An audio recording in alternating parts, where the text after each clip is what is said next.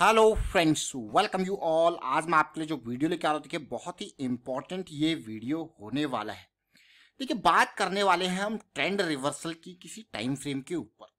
Trend reversal हर कोई सोचता है, समझता है कि हम ट्रेंड को अंडरस्टैंड करें, लेकिन हाउ इट विल रिवर्स और किस तरीके से आप चीज़ों को पहले एंटिसिपेट करते हो और entry risk management confirmation basis पे आप वो लेते हो।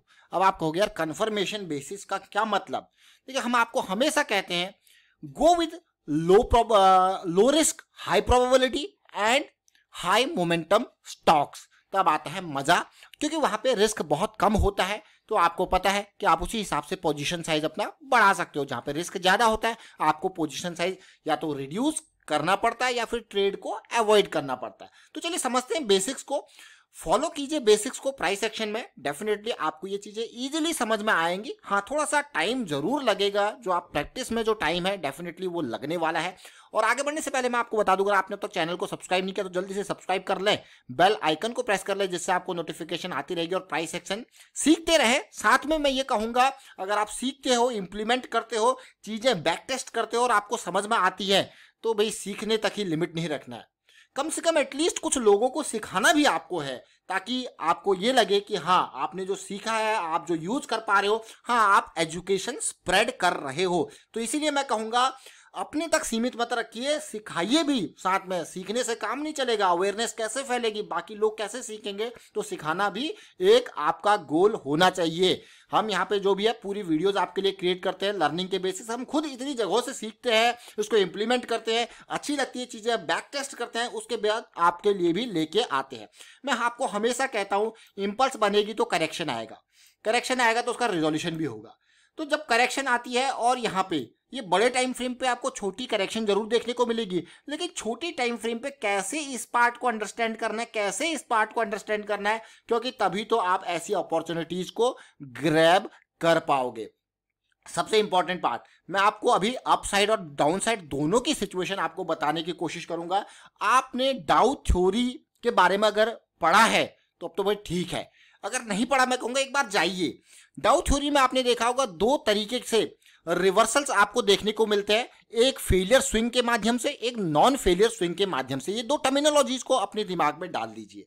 अब इन्हीं टर्मिनोलॉजीज को अलग अलग लोग अलग अलग टर्मिनोलॉजी से यूज करते हैं। जैसे कि मैं अगर बात करूं माइकल हडसन की, तो वो इसको कहते हैं भाई शिफ्ट इन मार्केट स्ट्रक्चर, और साथ के साथ ब्रेक ऑफ मार्केट स्ट्रक्चर, अलग अलग तरीके से यूज करते हैं। अब आप कहोगे हाँ चीजें कॉन्सेप्ट्स वही हैं, but different people have different names to these common concepts, और वो उसी के हिसाब से चीज़ों को आगे अपनी मैं कहूँगा ट्रेनिंग्स में, अपने वेबिनार्स में उनको यूज करते हैं। तो आपको यहाँ घबराने वाली कोई बात नहीं है, बेसिक्स आपका कॉमन है। अब ये बजाज फाइनेंस का मैंने डेली चार्ट लिया है। लास्ट टाइम पे जब हमने स्टॉक को बहुत जल्दी भापा था, बहुत जल्दी समझा था, और अक्टूबर का वो टाइम फ्रेम था, हम इसी एरिया में हम समझ गए थे कि भैया ये चीज़ें बदलने वाली है। तो आज ऐसी एक एग्जाम्पल लेंगे। देखिए इम्पल्स बनेगा, तो इम्पल्स की जब आप करेक्शन को देखोगे, मान लो आपका डेली का टाइम फ्रेम ये है, तो आपको इसकी करेक्शन को जब अंडरस्टैंड करना है तो go to the smaller time frame, इधर आवरली और 15 मिनट्स, इस तरीके से।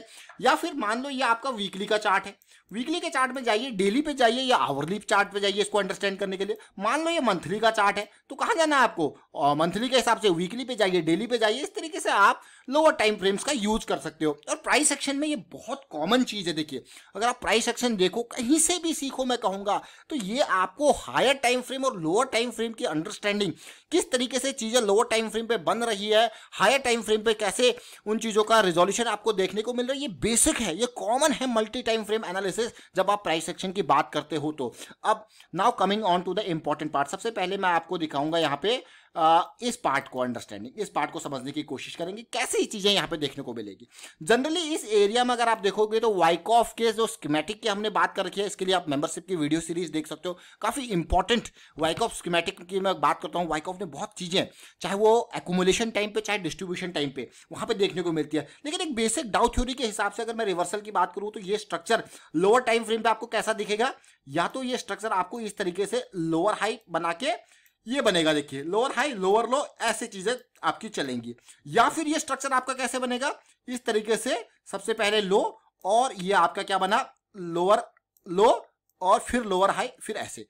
तो इस चीज को क्या अगर मैं बात करूं माइकल की टर्म्स में तो वो क्या कह देते हैं इसको, या फिर प्राइस एक्शन की और टर्मिनोलॉजी फॉरेक्स की टर्मिनोलॉजी में आप कहेंगे ब्रेक ऑफ स्ट्रक्चर हो गया है और ये आपका पुल बैक आ गया है, इसको कहेंगे भाई शिफ्ट इन मार्केट स्ट्रक्चर हो चुका है। देखिए अब ये समझना जरूरी है, shift in market structure, break of structure, मतलब जो ओवरऑल स्ट्रक्चर था, जो एग्जिस्टिंग ट्रेंड चल रहा था वो टूट गया। यहां पे कैसे टूटा, पहले लोअर हाई, फिर लोअर लो, फिर ये आपका बिल्कुल प्रेसिजन एंट्री पॉइंट। ये कैसे बना, सबसे पहले लोअर लो यानी कि जो एग्जिस्टिंग स्ट्रक्चर था वो टूटा, यहाँ पे एग्जिस्टिंग स्ट्रक्चर जो यहाँ पे टूटा बेस, ऑल्दो ये ऊपर भी जा सकता था बट ये बेस यहाँ पे टूट गया, फिर ये आपके लिए इंपॉर्टेंट हो जाता है। उसी तरीके से ये यहाँ पे टूटा, फिर ये आपके लिए इंपॉर्टेंट हो जाता है। अब जरूरी नहीं ये यहीं तक आए, अगर ऑर्डर ब्लॉक थ्योरी की बात करें तो ये इस एरिया तक 70 पॉइंट, मतलब जो ये इंपल्स लैग है इसके 70.05% जो होता है उसको स्वीट स्पॉट एंट्री कहा जाता है, ऑप्टिमल ट्रेड एंट्री कहा जाता है। वहां तक भी ये आ सकता है, यहां तक भी ये आ सकता है अगर आप देखोगे तो। लेकिन अगर आप बेसिक समझोगे तो यही है, बेसिक यही है। आप इसी चीज को अगर वाइकॉफ की टर्मिनोलॉजी में आप बात करोगे तो वो कहेंगे भैया स्प्रिंग बन गया, और स्प्रिंग बनने के बाद ये आ गया आपका एरिया जो है, एक रेंज जो बनी हुई है उसका रीटेस्ट हो गया, रीटेस्ट के बाद यहाँ पे आपको साइन ऑफ वीकनेस दिख गई और वापसी की, ये देखिए साइन ऑफ वीकनेस दिख गई, ये फॉल हो गया। तो यही टर्मिनोलॉजी। अब अलग अलग लोग इसको अलग अलग तरीके से यूज करते हैं, उसमें कुछ अपने फिल्टर्स लगा देंगे, उसके बेसिस पर यूज करेंगे। अब बात करेंगे, ये तो हमने हमारे अप से डाउन की बात करी, अब बात करेंगे हम सिचुएशन हमारा यहाँ पे हम ऐसी देखिए इंपल्स बनी थी, करेक्शन बनी थी, इस पार्ट को अंडरस्टैंड करने की कोशिश करेंगे। जब हम इस पार्ट को अंडरस्टैंड करेंगे यानी कि ये एरिया हम अंडरस्टैंड कर रहे हैं, अब इसको क्या करना है छोटे टाइम फ्रेम में। देखिए स्ट्रक्चर आपका जो क्लियर होगा, जो प्राइस एक्शन है, जो मार्केट स्ट्रक्चर आपका जो क्लियर होगा वो छोटे टाइम फ्रेम पे होगा। तो इसको जब आप देखोगे तसल्ली से तो कैसी सिचुएशन, धीरे धीरे करके जब ये डाउनफॉल हो रहा होगा तो ये रुकेगा। सबसे पहले इसकी स्पीड बदलेगी, यानी कि ये जो लोज हैं, लोअर हाई लोअर लोज हैं, इनकी स्पीड चेंज होगी। स्पीड चेंज होते होते फिर एक रेंज में कन्वर्ट हो सकता है, फिर ये ऐसे वापसी आपको देखने को मिल सकती है। तब कई लोग इसको क्या कहेंगे, head and shoulder kind of चीजें बन रही है, कई लोग यहाँ पे कहेंगे ये स्प्रिंग बन गया, ये रिटेस्ट हो गया। बट ओवरऑल देखोगे तो देखिए अलग अलग, वाइकॉफ इसको स्प्रिंग रिटेस्ट कहते हैं और डाउ में इसको failure swing, non failure swing के माध्यम से समझा जाता है। तो देखिए तसल्ली से जो वापसी हुई, ये क्या बना यहाँ पे देखिए हायर लो, फिर ये ब्रेक होगा हायर हाई, फिर यहां पे चीजें जाएंगी तब आपको बदलते हुए देखने को मिलेगा। लेकिन यही एक चीज नहीं है, यहां पे ब्रेक ऑफ स्ट्रक्चर के बाद मैंने आपको कहा कि जरूरी नहीं यहीं तक आए, ये भैया नीचे ऑर्डर ब्लॉक तक आ सकते हैं। बुलिश ऑर्डर ब्लॉक तक देखिए यहाँ पे, यानी कि 70.505 यानी कि स्वीट स्पॉट ओटी एंट्री, बहुत इंपॉर्टेंट। आप देखिए आप कहोगे वाह मजेदार। तो इसको आपको जब आप इसको धीरे धीरे समझोगे, प्रैक्टिस करोगे तो आपको अंडरस्टैंडिंग यहाँ पे मिलेगी। अब मैं आपको इसी चीज को थोड़ा सा और डाउ थ्योरी के हिसाब से आपको बताने की कोशिश करूंगा। जैसे डाउ थ्योरी के हिसाब से हमने क्या बताया आपको, सबसे पहले जैसे अप साइड में था उसी तरीके से सिचुएशन यहाँ पे भी आपको देखने को मिल सकती है, हायर लो और उसके बाद हायर हाई, फिर ये मौका। और इसी तरीके से अगर आप चीजें थोड़ा सा और पलट जाए तो देखें यहाँ पे जैसे हमने कहा आपको क्या मिला, हायर लो। तो ये ऐसा स्ट्रक्चर भी हो सकता है कि पहले आपको हायर हाई, यहाँ पे स्ट्रक्चर ब्रेक हो गया, ब्रेक ऑफ स्ट्रक्चर हो गया, फिर ऐसी सिचुएशन आपको देखने को मिल जाए। तो it can be either way, आप इसको समझे। वाइकॉफ के स्कीमेटिक के बहुत सारी वीडियोस हमने क्रिएट कर रखी है मेंबरशिप सीरीज में, उसको देख सकते हो। Now coming on to the live example जो बजाज फाइनेंस का हम देखेंगे। और यहाँ पे ये डेली चार्ट है बजाज फाइनेंस का, ये 200 SMA की लाइन है। 200 SMA के ऊपर भी काफी डिटेल्ड वीडियो एक क्रिएटेड है, उसको भी आप देख सकते हो। Just see this low. अगर आपको मैं कहूंगा इन लोज को समझ में नहीं आता ना, आप देखिए थोड़ा सा आंखों की प्रैक्टिस के लिए मैं आपको एक बेसिक इंडिकेटर बताऊंगा, फ्रैक्टल टाइप कर लीजिए। और ये जिरोधा का काइट प्लेटफॉर्म है, इसको आप यूज कर सकते हो। फ्रैक्टल क्या है ये, फ्रैक्टल यानी कि विलियम फ्रैक्टल है ये। और इसमें आपको बहुत अच्छी चीज मिल जाती है, क्या, ये लो पॉइंट दिखा देता है, ये लो पॉइंट दिखा देता है। अब आप कहोगे अगर इस लाइन को एक ट्रेंड लाइन से आपने ड्रॉ कर ली, ये देखो सारी ये पॉइंट्स को टच करते हुए आप देखोगे, आप कहोगे ये क्या बना आपका हायर लो। अब ये एरिया पार हुआ, ठीक है, पार हुआ, फिर क्या आया, पुल बैक। पुल बैक आया कि नहीं आया, इसी एरिया तक ये पुल बैक आया। और एग्जैक्टली आइडियल मैं कहूंगा इन सारी चीजों को ना एक जोन में ट्रेड मानिए, एक लाइन पे नहीं बल्कि एक जोन में समझिए इन चीजों को। तब आप कहोगे हाँ यार चीजें पलट रही हैं, चीजें बदल रही हैं। एक हायर हाई यहाँ पे, हायर लो मिला, हायर हाई मिला। अब जब वापसी इस एरिया में आया, अब now coming on to the risk management part, understanding of this की भैया ये चीजें बदल रही है। ये आपने 3400 पे एंटर किया और ये आपका यहाँ पे बनता है स्टॉप लॉस। आप कहोगे वाह मजेदार सिचुएशन, क्या बड़ा धमाका हुआ। Now coming on to the risk management part, आपको पता है before entry you know your maximum risk area. मान लो 3400 पे मैं एंट्री कर रहा हूं, मुझे पता है कि भाई 3200 से नीचे जाएगा, it means something is getting wrong. तो मैं यहाँ पे निकलने की कोशिश करूंगा, क्योंकि मेरी जो प्लानिंग है वो इसी हिसाब से, और मेरा जो रिस्क है वो इसी हिसाब से मैंने मैनेज कर रखा है, उससे मैं निकलने की कोशिश करूंगा, या छोटे टाइम फ्रेम पे इस रिस्क को और ऑप्टिमाइज करने की कोशिश करूंगा, जो कि धीरे धीरे प्रैक्टिस से आपको आएगा।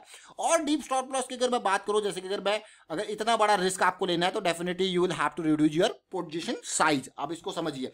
तो फिलहाल ये समझ में आपको जरूर आया होगा, और इसके माध्यम से इसका मेरा मेन एग्जाम्पल आजकल की डेट में मैं आपको ट्रेंड रिवर्सल के बारे में बार बार फोकस करने के लिए इसीलिए कह रहा हूं, क्योंकि छोटे टाइम फ्रेम पे जब जाओगे तो कई स्टॉक्स अभी जो ओवर वैल्यूड सिचुएशन में है, वहां पे कुछ ना कुछ एक्टिविटी इस तरीके से चल रही है कि बड़ा प्रॉफिट बुकिंग हो रहा है, और एक करेक्शन की जहां पे डिमांड है वहां पे करेक्शन आते हुए आपको देखने को मिल रही है। रिसेंटली हमने मेटल सेक्टर के ऊपर बात करी थी, तो एक बड़ी करेक्शन की रिक्वायरमेंट अभी मार्केट में चल रही है। वो आ सकती है, किसी किसी स्टॉक में ज्यादा हो जाएगी, किसी में कम हो जाएगी, तो उसकी रिक्वायरमेंट है। इसीलिए ये ट्रेंड रिवर्सल की अंडरस्टैंडिंग के वीडियोज आपके लिए अभी क्रिएट किए जा रहे हैं। फिलहाल वाइंड अप करता हूं इस वीडियो को। शेयर कीजिए, लाइक कीजिए, और प्राइस एक्शन सीखते रहिए, साथ के साथ सिखाते भी रहिए। प्रैक्टिस करना बहुत इंपॉर्टेंट, प्रैक्टिस करना है। And thank you for watching the video.